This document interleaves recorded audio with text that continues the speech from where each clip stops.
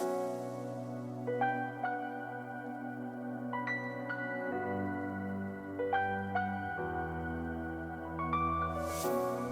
fam, we're back with another replay review from the Chengdu Major. This one is TNC Predator versus Alliance, and we're going to be looking at 33 playing Chen Offlane. So in terms of starting items, he starts with a shared tango, one fairy fire, presumably just for a little bit of extra damage, and a headdress. And 33 went for a dominator instead of a mechanism. He starts with not Divine Favor, which is what typically people would start with on Chen when playing in the 5 position.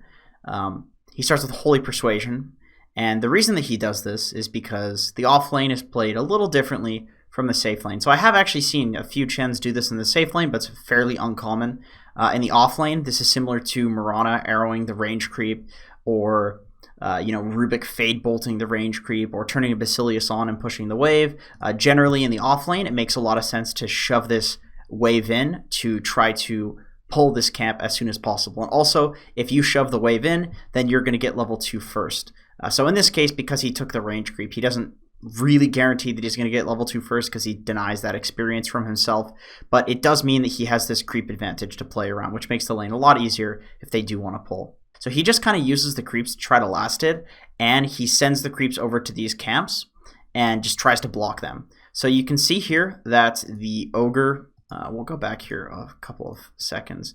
So what happens is he sends the range creep over to block the hard camp, and then the ogre comes over here and blocks the easy camp. And the reason that I believe they did this is because the very first wave, they were attempting to shove into the enemy tower by taking the range creep, and in response, TNC pushed the wave out by just using the quills and the chakra magic.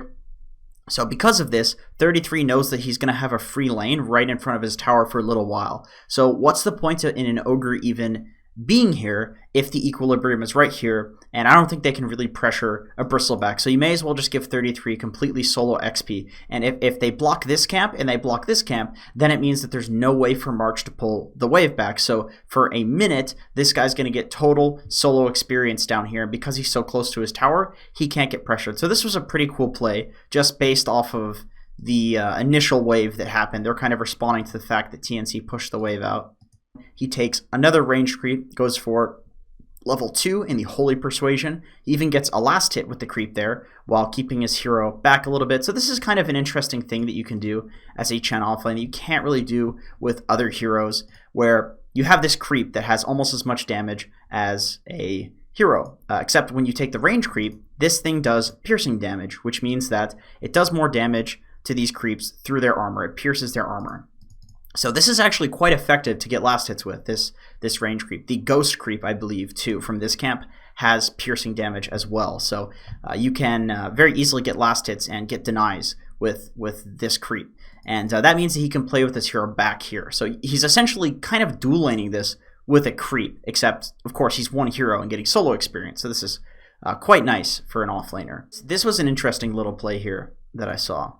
So you have Bristle behind the tower, trying to pressure the Chen, trying to kill the tower with the creeps, and he just sends a 1000 HP creep across to pull the creeps off of the tower. And sure, he's not getting XP, but it doesn't really matter. As long as he is defending this tower and they're not able to pressure this with this lane that is supposed to be pressuring, he is doing a fantastic job as an offlaner. He even grabs the next wave and he pulls it over here to this camp.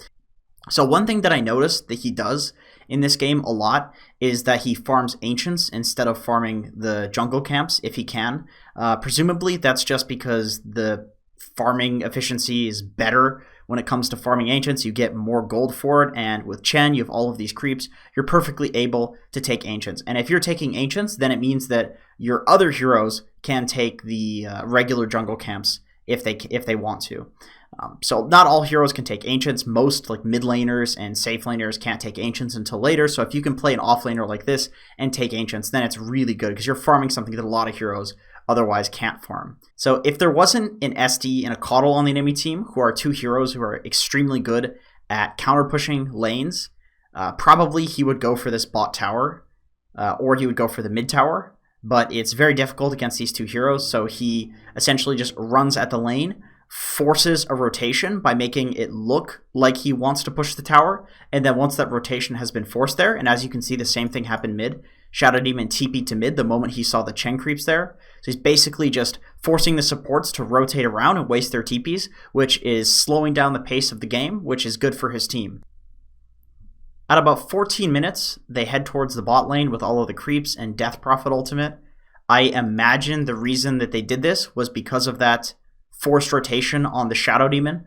So he knows that if they group up and push the bot tower, that it's not going to be a full 5v5. There is no way for the Shadow Demon to get there. Bristle can TP, but Shadow Demon can't. So that's why they commit to this push.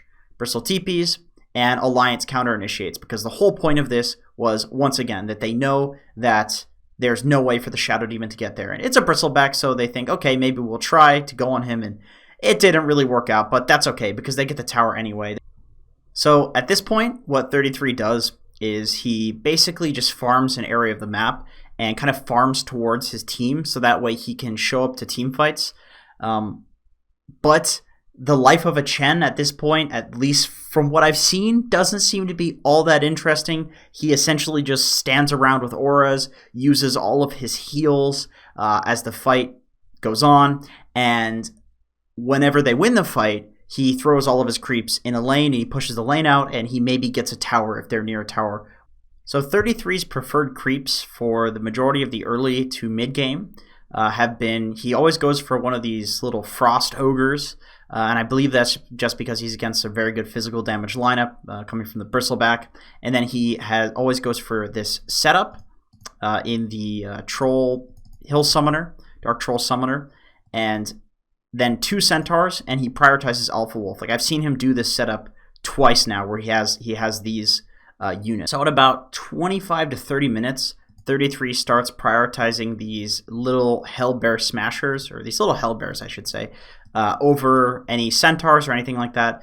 Presumably this is because his team now has items. You know, he's got a Leshrac that has Disables, Death Prophet's got a Yule's, got a Shiva's, Night Stalker has the Aghanim Scepter. And as the game goes later and later, this percentage magic resist coming from the Cloak Aura is going to be, you know, significantly better than trying to run some Centaurs into Chain Stun, when it's very likely that the enemy team is just going to wipe the floor with these units anyway. So you may as well essentially just get these kind of scaling auras. He always goes for the Frost Mage too, though. This is even like a late game thing. He, you know, at this point you have 20k gold lead, 32 minutes. It's very likely that the game is probably going to end just by virtue of running at the enemy buildings with all of your creeps and all of your spells, and you'll probably just end the game by, you know, a typical high ground siege. Anyway, thank you so much for watching. I do appreciate it, and I hope to see you in another video.